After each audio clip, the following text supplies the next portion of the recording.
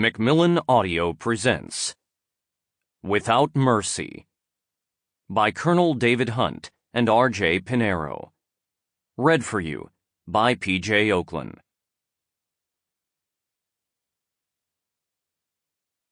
To those who gave their lives in the global war against terrorism, to those who continue to fight this noblest of fights, to the victims of cowardly acts of terror, and to their families.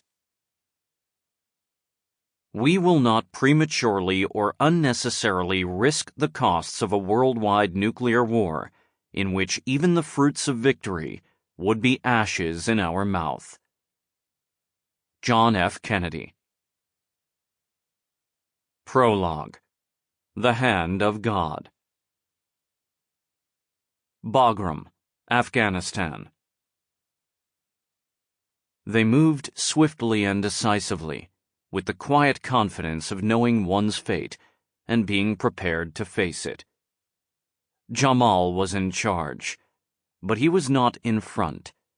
He was coordinating the night raid from the rear of the assault force, racing toward Bagram Airfield with speed and abandonment.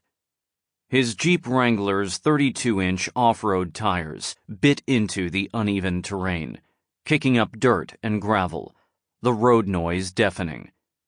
Sweat rolled down his forehead and into his eyes, stinging them. Blinking it away, Jamal tightened his grip on the steering wheel while crossing a shallow ravine. The Wrangler bounced, going airborne for a second, before landing hard on all four tires, slamming the suspension. Jaws clenched, he kept his hands taut on the wheel to avoid setting off the 50 pounds of Semtex explosives secured to the rear seat. His demolition expert had designed it to detonate with a spring-loaded trigger strapped to his left hand, or by the digital timer fixed with Velcro to the dashboard. Initially set for 5 minutes. And counting. 20-foot concrete walls surrounded the airfield's western perimeter. Outward-facing floodlights pierced the massive cloud of dust, trailing the collection of 4x4s ahead of him. His force consisted primarily of the rugged UAZ-469, the Soviets' version of his Jeep. It was appropriately nicknamed Kozlik, or Goat, because of its ability to handle rocky hills. Left behind during the Soviet Union's 1989 retreat, Jamal's deadly herd of refurbished all-terrain vehicles sported fat sand-grabbing tires and overhauled engines. He silently cursed the damn lights giving those guarding the compound the unfair advantage of seeing better and farther than his group. But it would not matter. Jamal's answer to their technology was not to fight it, but rather overwhelm it and deceive it, and those who depended on it. Every four-wheel drive racing across the desert hauled a similar load of Semtex, all double-rigged like his. 4 minutes.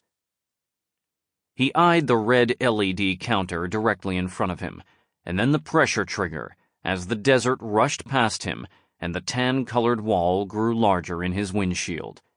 An 8-foot-tall chain-link fence topped with barbed wire stretched around the compound 20 feet in front of the wall, forming a perimeter road used by patrolling Humvees. But tonight, there were none in sight. Yet. The plan was simple. Hit the airfield hard and fast in multiple sections along its western border. If they broke through, great. Kill everyone they could. If the defenses held, no problem. The real mission was already in progress, 3 miles on the other side of the base. And nothing on earth could stop that attack. Jamal's diversionary force of 34 drivers had rehearsed, prayed, and rehearsed again. They had accepted the inevitable outcome of their actions. Some yelled, some cried, some sweated, some were calm, and some even chanted.